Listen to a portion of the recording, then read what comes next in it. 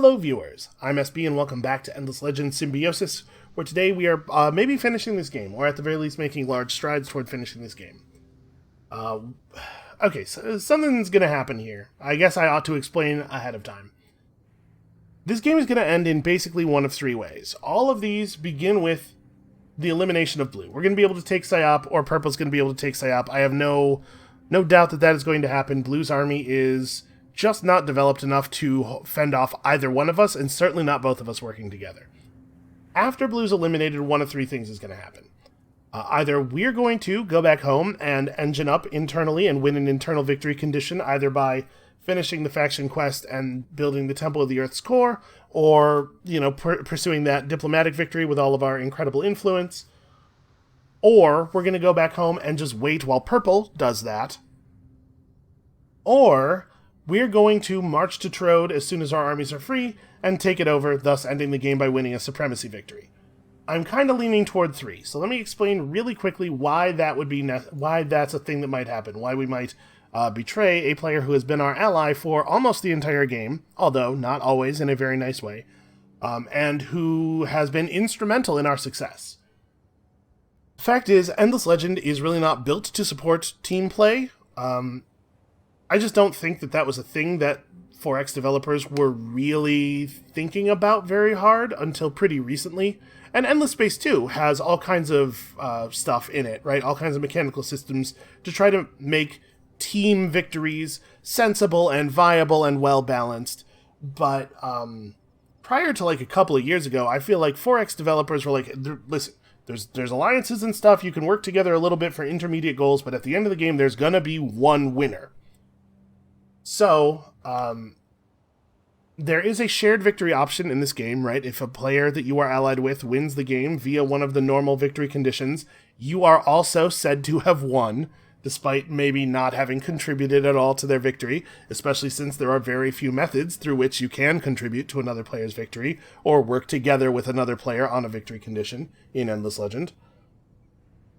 But it's pretty obviously like a, I don't mean this to sound insulting. I'm not trying to say that Amplitude does not work hard on these games, because obviously they do. But the shared victory is pretty obviously like a low effort, hey, let's just get something out the door, concession to multiplayer team game people. Because there are people who like to play these games in multiplayer in a team with their friends, right? And I think the current in-game shared victory system was just Amplitude letting those people see a victory screen, basically. Because there's nothing mechanically in the game that that interacts with the idea of shared victory, unless you share victory progress in any way. Certainly not like there is in Endless Space 2. So I feel a little bad about winning a shared victory because it's sort of the same as losing, except I made the computer. I gave the computer enough stuff right before the end of the game to let them say that I also kind of won, sort of. But also, expediency is an issue here. Like, taking over Trode wins us the game real fast, and all of the other victory conditions are going to have us sitting back in our cities for 30 turns. So, if you hear me say in an episode of this series that I don't really consider, I don't really count shared victories, if I win via shared victory, I'm going to feel like it's only half a win. It's not because I think it should always be the case that there's only one winner, it's just because I think in this game it still is the case that there's only one winner, and that the shared victories aren't, it's not even really a system, right?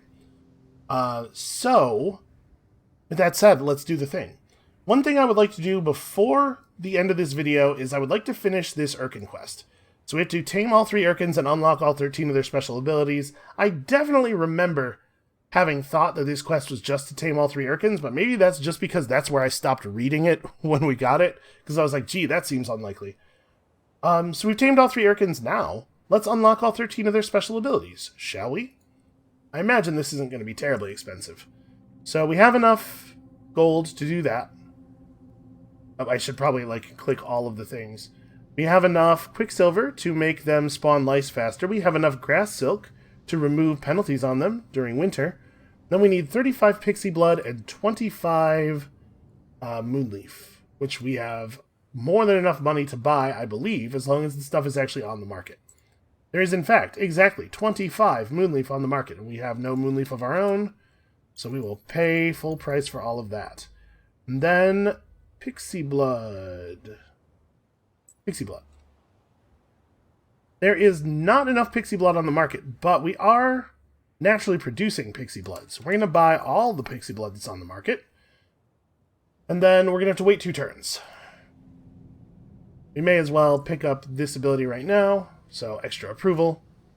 And then soon we will have the Coordinated Tremors ability, and when we get it, we will get to see what exactly the result of this quest is. It's hard to imagine what would be appropriate here. Because once you have all 3 of the Urkans, and you have all of their abilities, you're in a position where winning the game's probably not that distant for you. Like, that's a pretty powerful thing to have, right? So what could they give you as a quest reward here that would be anything other than basically you win the game, right? It seems like anything they give you is going to be irrelevant, is I guess where I'm going with that, because it seems like you've already won the game. Alright, let's have 1 Dakari Ranger join this army. 1 Dakari Ranger join this army. No reason we should be running around here with a bunch of armies that are just under maximum army size. And then we're gonna have to fight through a huge number of dudes here. Fakir is weak and terrible. We have Chaka here. Chaka's done some fine work for us. We have Kezar here, who is, yeah, pretty strong. Obviously, we need to move Kezar.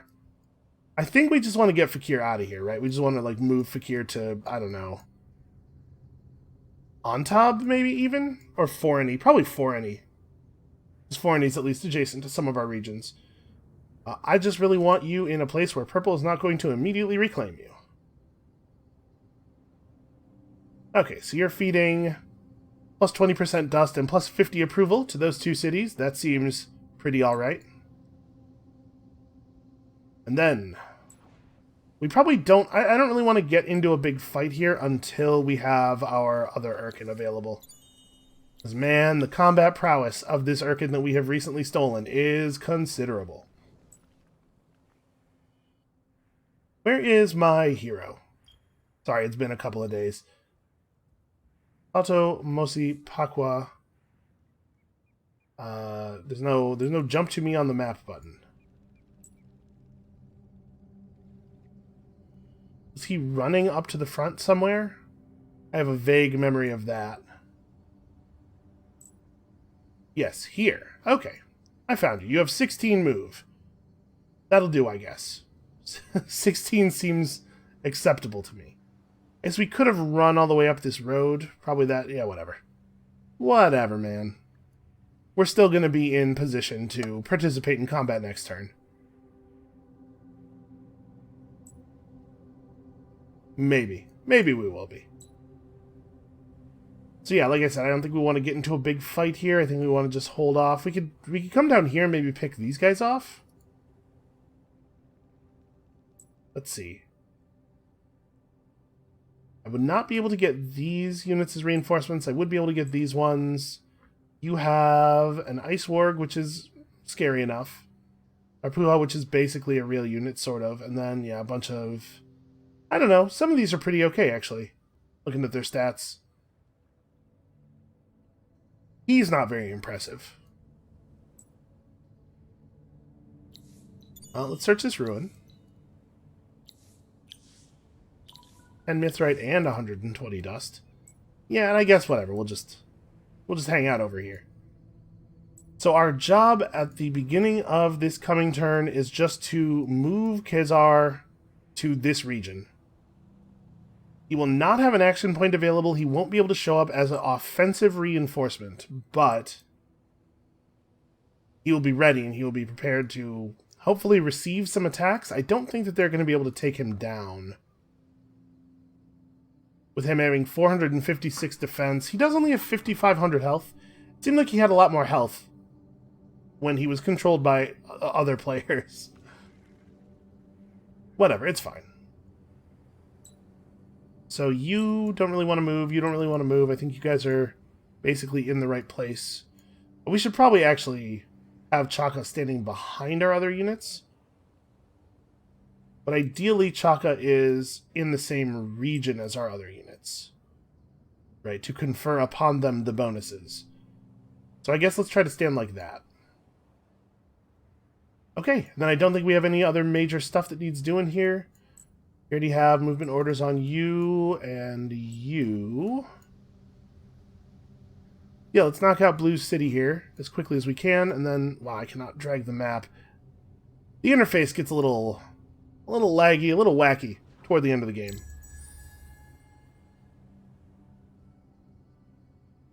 Just gotta make sure we execute the move orders, and we are not attacking. We are waiting for them to attack. We can do stuff. We can get in trouble next turn.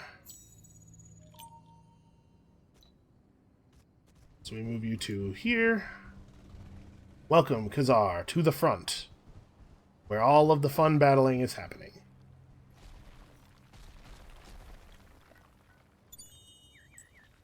This guy may as well get over here. Oh.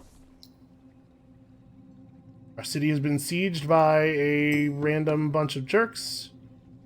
What city is this? Irimda? Where are we? I don't... Okay, this city might get killed because I have not bothered to defend it. I don't think we care. I don't think that's a big deal at all. Oh, sorry, trying to close and dismiss. Duke Unwin Weybridge. I don't know, man. We'll just keep walking up these trees. Mostly because walking up the trees is a broadly good thing to do, not because we're looking for anything in particular. And who is attacking what now?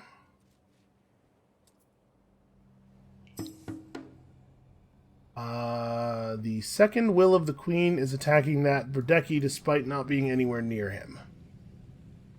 Okay. Well... I mean, we should fight it, I guess.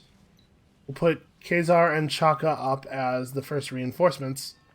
Their units are going to have to trickle in. Our units are going to have to trickle in. Probably, actually... Well... Yeah, probably Tlatomosi Pakwa should show up as quickly as possible to get his buffed up rangers in. Alright, it's hard for me to imagine that they are going to be successful here. I wonder how many units they're going to include as reinforcements. Yeah, you just start all the way back. You don't really want to get involved in anything here. I'm even gonna... I don't want him to die, but I think the two Urkans should have no problem cleaning this up. So you still have your 4 range. This guy's a melee attacker, though, right? He's not actually going to be able to help. They have pretty limited... Like, the fact that they started so far back is going to give them limited offensive options. I think probably we just back off? Or, like, head toward their reinforcement spaces? Oh, no, they didn't. They chose not to bring any reinforcements in. Yeah, we just back off and make them come over here. I guess let's stand in places that don't give them the ability to charge us. So yeah, they stood all the way back there so that they'd get to start in their cities for the morale boost, but unfortunately in a way that doesn't actually let them take advantage of the morale boost, and now we killed them quite easily, I think. So yeah, you just crushed that dude. Seems pretty straightforward to me. Is this guy the most dangerous of their units? The Preachers don't have good offensive stats, but they do have this Unleashed Potential buff. It's just 10% all stats for 3 turns. I, honestly, even with this buff, Preachers are pretty bad units, really. We do have to kill the Tedeke, but we don't necessarily want to melee it. He has 322 health. So we're going to need to hit him with a couple of people. Yeah, alright, let's just make sure he dies, I guess.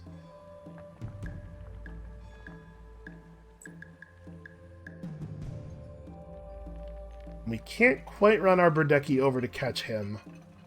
I don't want to sacrifice it to the Tedeke. Yeah, well, whatever, this is fine. Let's just try to get rid of the support units around this thing. Wow, 488, yeah, like that.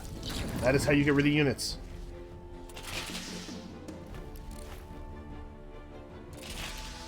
Look at that retreat. Remember, these are the heroes units, so they have the bonus range.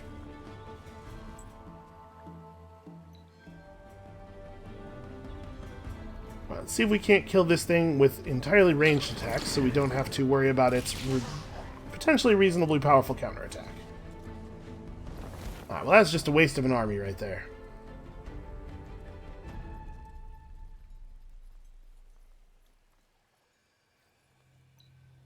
And uproot him, I guess there's not really any reason for him to be uprooted. Like, there's no reason for him really to be in either of those states. And when he's uprooted, I don't have to click quite as many times during the next turn. Yep, and so we should be able to take Sayop pretty... Well, I don't know if we'll be able to necessarily take it pretty easily next turn, but we certainly will be able to threaten it. Do I want to just start the siege? Because it does have kind of a lot of fortification right now. And if they try to attack us to push us off the city, we get to use our guys as reinforcements in a very similar way. Yeah, let's go ahead and start tearing the walls down. Alright, in Samuntia we have... National Museum?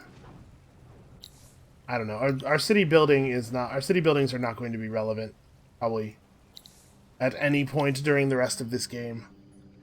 But, you know, more science is always good. Okay, so this... is there any version of this where I survive? Probably not. It doesn't matter very much.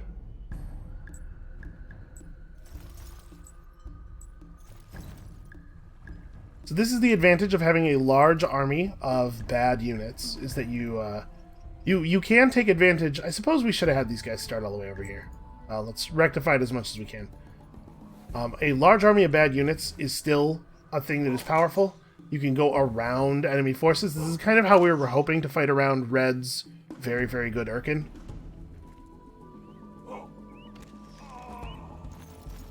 Just be everywhere that the enemy isn't. But, obviously, like... I guess the thing to do would be to attack... It doesn't matter. I could have just auto-resolved this. I was like, well, maybe there'll be a chance that we'll be able to use tricky maneuvering, but it's too many ranged units. We don't have the ability to survive this. Okay, so they burned down this city that we recently stole. It is a reduction in power in our empire. It's bad to lose cities, but this will not affect the outcome of the game in any way. Since honestly, we never need to build anything again. I think everything we need to build the game is stuff we already own. Or everything we need to end the game is stuff we already own. Okay. They're sieging another city, that's fine. We're going to eliminate them from the game before that's an issue, probably.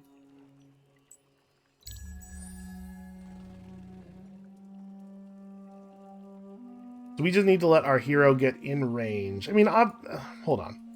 The ideal thing would be to let our hero get in range, swap units into the hero's army so that we get as many units getting his bonuses as possible, and then attack. We'll see what happens here.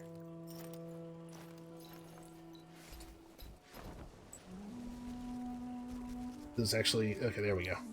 Now we attack. You know what? Actually, we're probably not going to take this in one go. My guess is, based on the number of units we have to kill here, it's going to take more than one attack, so we probably are going to lose a couple of cities.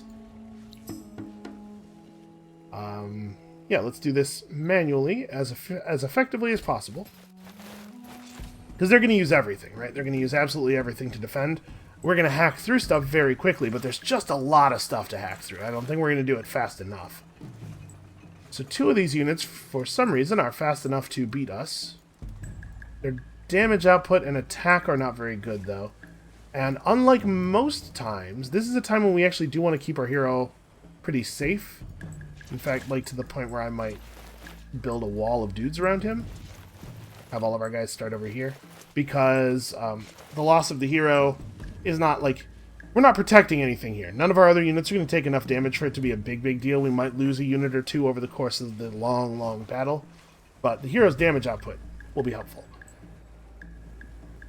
Yeah, you only have 5 move. We should be safe. So, what are they bringing in, and how dangerous is it? Not. The answer to that question is not dangerous. So, this fanatic and this fanatic are the fast ones. Alright, I'm going to have Kizar, run over here. I guess it would be best if Kizar was not on that side. I'm thinking I want them to be attacking him. But do I want them all to focus on him? Because if he runs way forward, they're definitely going to hyper-focus. Yeah, that's fine, actually. And then all ranged units just focus on this guy. And I'm going to give some ambiguous orders here. And I know I've talked a lot about the danger of doing that thing. But I don't think it matters here. We're going to win this battle by we're going to beat these individual units by so much with everything we do that I'm not too worried about losing effectiveness. We may not clear the board this turn, but we will do a lot of damage. And we will probably clear the board, if not this turn, shortly after. Because we're going to keep getting reinforcements coming in, and each one of our reinforcements is much, much better than theirs. Alright, yeah, you guys focus on him and him. This all seems fine. We're going to have our Khazar intentionally not run over and stop their reinforcements because I want their reinforcements to come in. We want to get as many of their units killed as possible during this battle.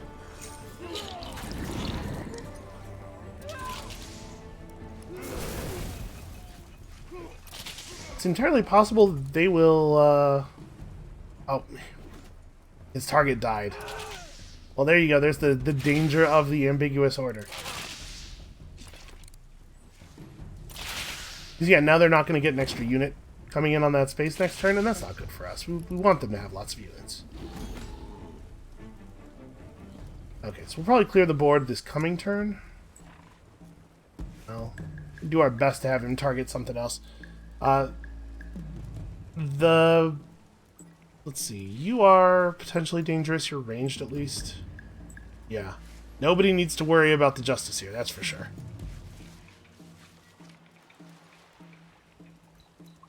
Okay.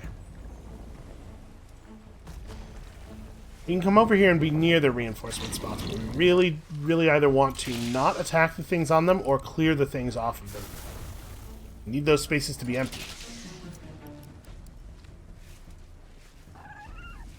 Yeah, our Bradecki just wasn't going to survive. They don't have enough toughness. We've not developed good enough armor tech for them.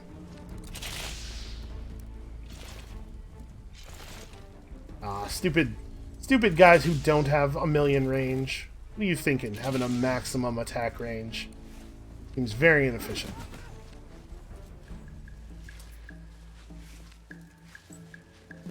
So you're not a priority. I guess you're a priority. At this point, it doesn't so much matter.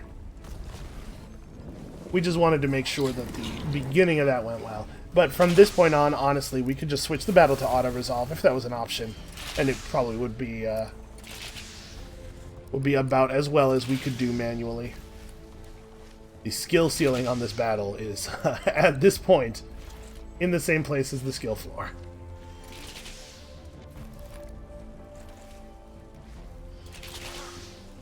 Oh, didn't quite clear the field. That's embarrassing.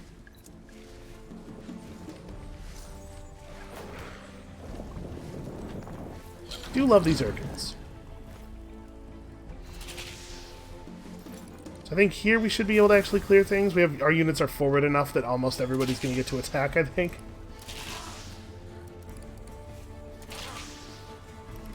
Alright, so we get to kill 2 more of their units as they come in. But that's still not going to be anywhere near enough, right? We're going to need another turn of this. Finish the job.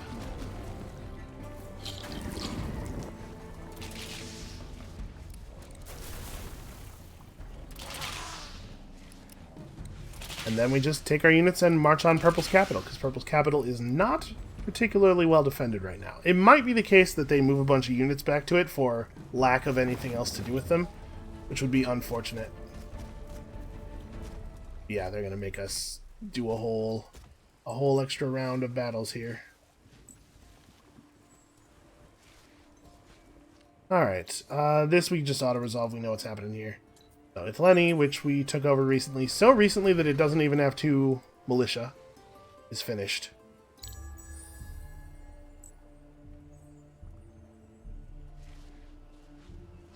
So this turn, with only 73 points of fortification, we're now removing the fortification in a single attack with almost anyone. Whereas before, it was only the Urkan that was able to pull that off. Can I please get my attack here? Attack. That's not the UI being late game laggy. It's just sometimes it's like that when the turn is just starting. Honestly, looking at the amount of units they have left, this might not even be the one. We might have to do another battle after this.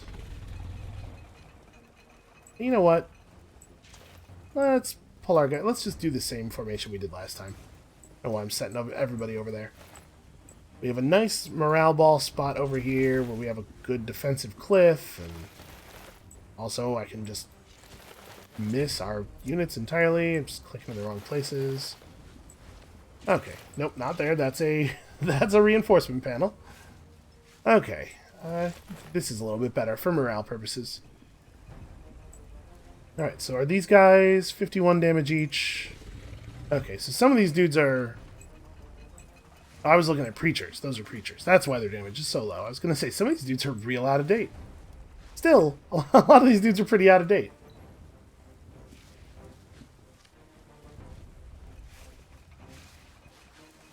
Alright, you get to attack. You do get to attack. You are going to get close enough. Can't really do anything about that.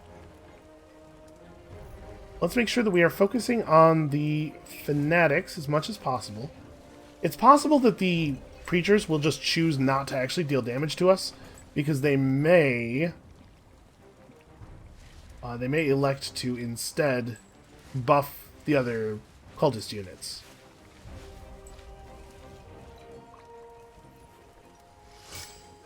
Oh, you know what? I didn't set up my reinforcements in the right order, did I? I'm just clicking too fast here. I'm thinking about what we're going to have to do after the battle, not thinking enough about the battle itself.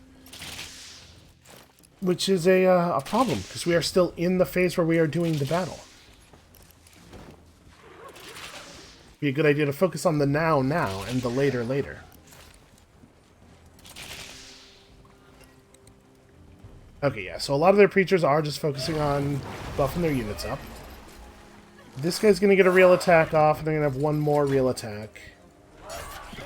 And then both these dudes are going to be dead next turn. Yep. Units targeting in what I consider to be a pretty reasonable fashion here.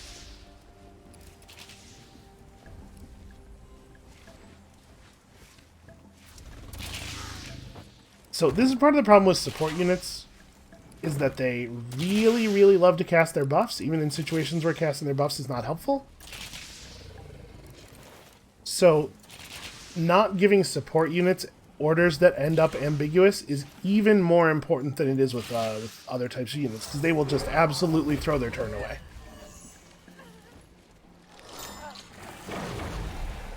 They're so eager for a chance to throw their turn away. Yeah, they don't actually have any important units on the field right now, so everybody just kind of do whatever damage you can. Yeah, I don't think we're going to kill enough people this battle. I think we're going to have to do one more. You see, this is a real problem that cultists have. You end up with a ton of units, but almost none of them are any good.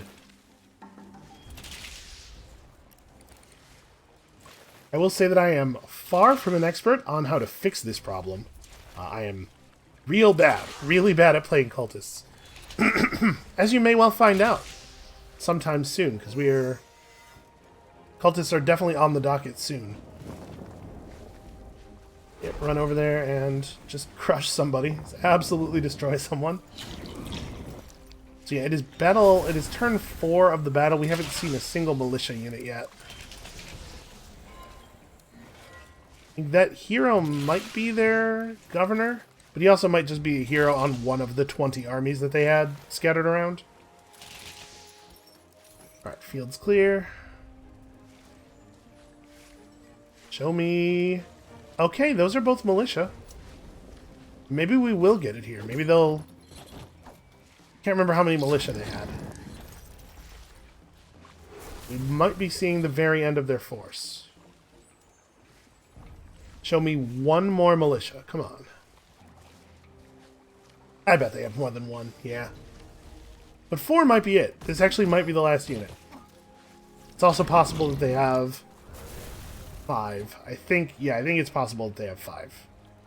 The city might survive another round based on one militia still being alive because he actually couldn't get into the battle fast enough. Yep, that is exactly what happened. Well, that's annoying. Even more damage, which we obviously need. Activate the gold booster. Oh, we were going to finish buying all of the... Oh, never mind. I don't have to finish buying. I'm good on pixie blood. Sure. We'll fight this manually just in case they actually do bring these units in as reinforcements. But first, am I allowed to access the Urkan screen while there are Urkans in combat? I should be, right? Yeah, there we go. Unlock. Oh, I was hoping that was going to immediately finish the quest, but apparently that's one of those ones that validates at the beginning of the turn. Alright. So obviously this battle is completely nonsensical if he intends to only use this one unit, but it is absolutely possible that that is what has happened here. Sometimes the AI does that. Nope, they have chosen to bring in everything. Huh. I guess I don't think this is going to work out the way they want it to. Oh wow, that guy only took 70 damage from that attack. Okay, well I mean they're going to be able to inflict some damage here, no doubt. We only have one reinforcement flag, the way they placed the battlefield. That's interesting. And we had a very limited number of spaces that were available for deployment.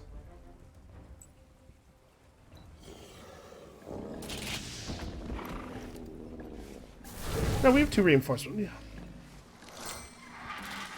Never mind. We totally have 2 reinforcements. This one was obscured by, I don't know, me not paying attention. Huh, why are... These guys are not going to be able to move in. Yeah, that's weird. I thought only 1 unit came in. I must have miscounted. But okay, yeah, so like I said, this is a crazy attack. It's less crazy with them having brought in their full force. But still, this is a crazy attack. I don't know how they thought this was going to work out. Especially since they seemed not to be willing to attack us on previous turns. And the odds on those attacks were definitely better, because we hadn't killed 24 of their units by then. I don't know. Weird. Maybe the AI got into desperation mode? They just suddenly they realized that the thing we're doing now is just going to get us exterminated. Maybe we should change plans. Change plans to what? I don't know. Anything? Just change.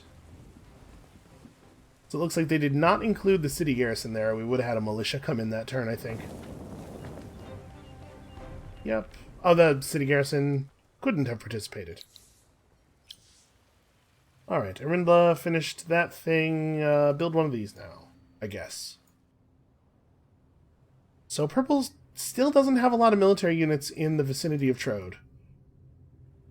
But they might still all be marching over here. Like, the worst case scenario here is that Purple just gets back in time to play defense, really. Alright, now we finish it. Now granted, our units are pretty fast, and some of them can teleport. But I actually don't... When the Urkans teleport very close to Trode, a lot of the territory over there is actually settled. Oh, hold on, let's look at this. So we got 600 dust, the Helm of the Urkans, the Wainwright's Cuirass, and something else. I can't get this... there we go, the Greaves of Fury. So, inspired by Urkan carapaces, this helm offers superb protection. That's a pretty good helm. Okay, so we get like... And these are not hero-only pieces of gear. This is certainly interesting. 90 attack, 60 damage for only 5 glass steel. It's a shame we don't have more glass steel. You did it! Khazar, Chaka, and Fakir are yours. They might not be fully house-trained yet, but other empires still quake in fear, knowing you possess all 3 Urkans in prime shape. Also, them not being house-trained is terrifying in its own way. Wow, they built a Tedeke and 3 Fanatics over the course of that turn, huh? You notice this militia is already damaged. When you continue to do siege damage even after the fortifications run out, it deals damage to the units in the garrison, but I guess it must deal the damage before things finish getting built for that turn. Anyway, let's finish this.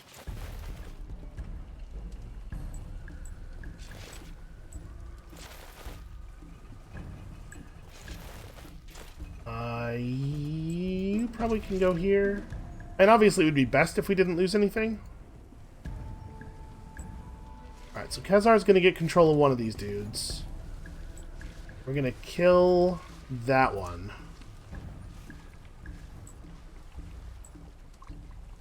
I guess we care about this guy more.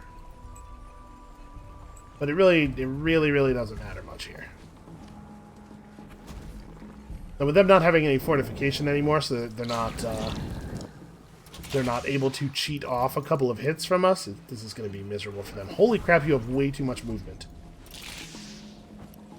That was... How did he get over there?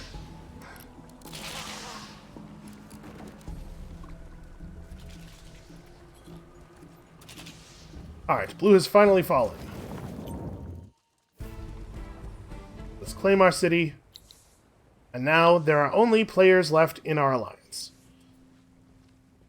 Bonus move is probably going to be the most relevant thing for this army now. We may as well retrofit. I don't know what it is that people are not modernized on, but we can fix it for sure. We definitely have the money to make this happen. Okay. Like I said, we know what the plan is now. Let's execute it. So we're going to make it over here pretty quickly, too. But yeah, see, he's moving units back in this direction. That's not ideal for us.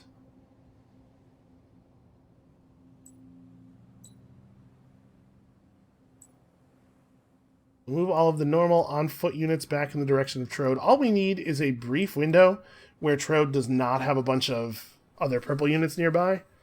And we can declare war at any time, right? Yes. Costs a little bit.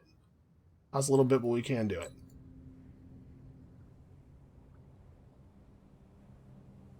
Okay, you are actually 100% in my way. Aye.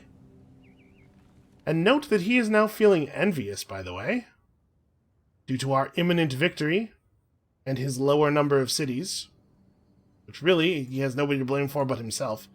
Alright, if we were to bury the Urkans and pop them up, we could bring them to Therat, or Ithleni, actually. Ithleni being destroyed might be to our benefit. Okay, you don't have an action point, though, so you definitely should move. And if you're going to run... So if we were going to bury them and teleport them, next turn we bury, turn after we teleport, turn after that they can actually fight. That's not actually better than them just running, it looks like, due to their move speed.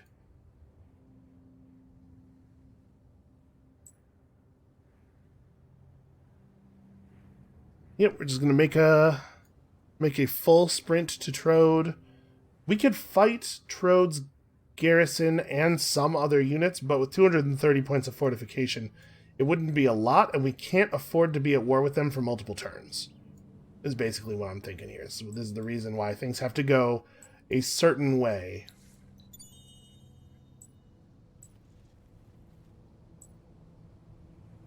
Okay, we're pretty close. And I think thanks to the position of Ursay, it believably looks like we're just going home. That's pretty good for us. Alright, Sayop is a pretty powerful city. A lot of population, some reasonable buildings. We have ourselves a wonder or two. Right, the industrial megapole at level 2, producing a lot of extra industry. The cultist city districts can actually go up to level 3. Although, did he not manage to get anything up to level 3? I think they remain level 3 when you take them over, if they are already.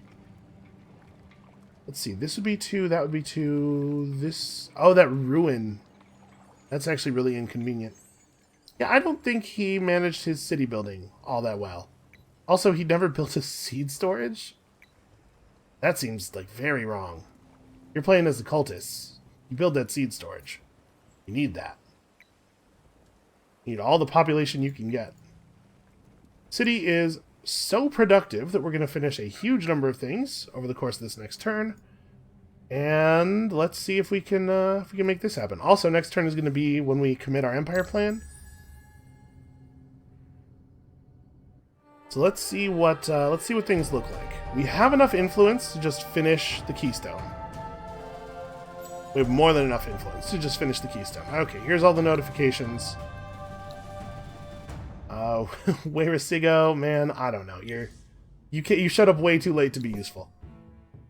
Open wounds. Some suspect a curse from an angry god of love, as those wounded in battle can no longer heal themselves. I have one of the 2 capitals required to win a victory by supremacy. Also true of purple. Also true of purple. And also true of purple. Purple 3 times and me once. Halifby, I don't know, man. Out of curiosity, where's the capital at on the stuff the capital was doing? Because this is what we were going to be saving dust for, right?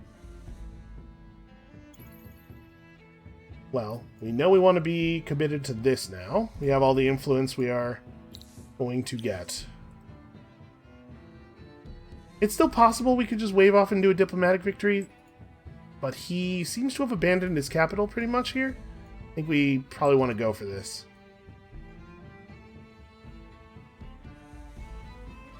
Okay, that's an attackable district. It does not include any of the other cities. So yeah, we're going for the attack this turn. Oh, lava. There's lava between us and there, and our units are not smart enough to walk around it naturally. I didn't really think about that. I didn't think that I would have to tell them to not walk over as many lava streams as possible. Can we get there by any other means, though? No. Okay, that's the problem. There's no other way to get as far as we need to get. Alright, everybody have fun running over the lava. The Urkans are immune due to the Ashwalker capacity. That spot is not actually in range. We might want to wait turn. And again, it might not be necessary. It might not even be a big deal. Alright, you guys aren't going to get anywhere useful. Just go to here instead. Same for you. Okay. Oh, he has half a point more movement. Okay, now he's just barely inside. So now it would be these units against 4 units with 230 bonus health. That seems like an obvious win. Bam, 75-60. What else could we pick up? Sure, 25 approval on our cities. Why not? And building cost reduction. We did it. We got our empire plan further forward. We've reached the era of heroes, the age of heroes.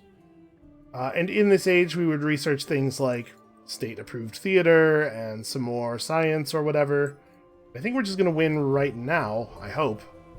If we were to declare war on purple at this moment and not immediately win the game, we would lose the game in a really hilarious fashion as they turn their army on us with us all out of position. Honestly, actually, maybe not. Maybe their army's not that big anymore.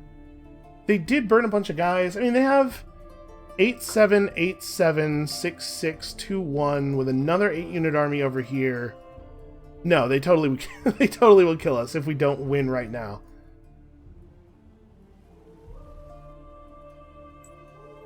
Would you guys get close enough next turn? No. It would not get close enough next turn, and we're not going to regen or anything, so our chances of suddenly backstabbing purple will not be better next turn than they are right now. So let's go for the most expedient victory. Hold on. How much movement does he have? Those guys just got in the water. They couldn't come help anyway. That's a boat. And he looks like he has spent... Oh, he's not spent all the movement on all of his units, but we can just commit the battle real fast. I hope. Declare war. Yeah, okay, we can declare war with the action. Okay, no, we cannot. We do have to attack after declaration. Alright, well that's expensive. Let's kill him. So he has a reasonably well-developed hero, a very big and powerful vine snake, and then some militia units who are not particularly impressive. If we didn't have Urkans here, I'd be very, very worried. So we do have the initiative advantage. We are going to lose units. Not much is for certain. We could morale ball around the Urkans. I think what I want to do is take advantage of the fact that they have limited ability to melee us over here, because almost all their stuff is melee. Try to put the healthiest units in the front. Okay. This guy dies. Boy. It would be good to kill this guy first, but that's a tall order. He has a lot of health. It really does have to be him first, though. Do I think I have him? He has 266 defense. So actually, no, I'm afraid I don't. We're gonna commit everything to attacking him, because I'm really unsure whether or not we're gonna kill him in one. The Urkan's gonna do great damage, but... Oh. I was looking at our attack, apparently, our attack values without all of our morale bonuses, because we're... Oh, see, that guy only has 200. I was thinking, boy, we're only going to do half damage on a bunch of these attacks against him. But some of our units had over 500 attack with morale bonuses, so it turns out I was probably being a little bit overcautious. And that hero could really use better combat stats.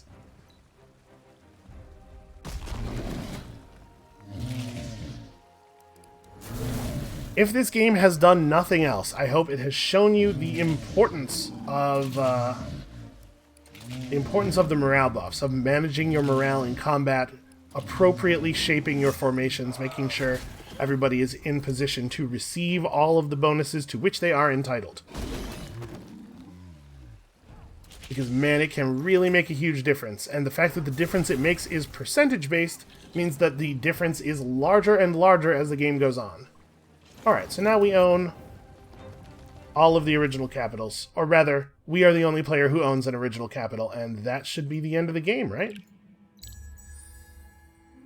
We just hit this button here, and the screen should come up. I sure hope so, because like I said, if not, this is bad for us. Yes, okay. A victory by supremacy. If you would prefer to imagine that we had not stabbed purple in the back, you know, just think that we all went home and partied together and then worked together to build a big spaceship. Because that is totally a viable way to have won, except that I wanted to try to end the game this episode instead of doing another one, so that we could, tomorrow, start a new game with a new faction. We'll just pop over to the score screen real quickly here. You can see, purple score, very, very good. It is almost never the case in a 4X that score is a good indicator of who is actually winning, especially because it always seems like the score system is designed to value the same things that the AI value, which are not necessarily the things that you need to win. I guess that makes sense, because the people who designed the score system and the people who designed the AI are the same people. Out of curiosity, yep, a military value of 142,000 points. That's impressive. Pretty good. As far as research goes, they were definitely in position to start the science victory. Actually, Green was pretty close to being in position to start the science victory a long time ago. It's a good thing we eliminated them when we did. Yeah, alright, a pretty successful game. So, I would love to hear in the comments below who you feel we should play in the next game. I'm just sort of continuing on from the goal that I had in the last series, in the Inferno series. I wanted to chalk up a win with the community patch on, with every faction. There were some that we had not yet done, so I would prefer to play those in the next one of those in the next game. So that is, I believe, Kapaku. We had won a game with the Kapaku, but it was before I started using the community patch. The Draken and the Cultists. So let me know of those three who you would like us to see play next. We're probably not going to go back to Mykara just yet because I don't believe the bug has been fixed, but I am excited when they do fix that bug to get back in here, because I think these guys are a really cool design. That's just it's a really harsh bug. So, that is going to be it for us for today. Thank you all so much for watching. Come back next time for a new game with a new faction, and we'll see you then.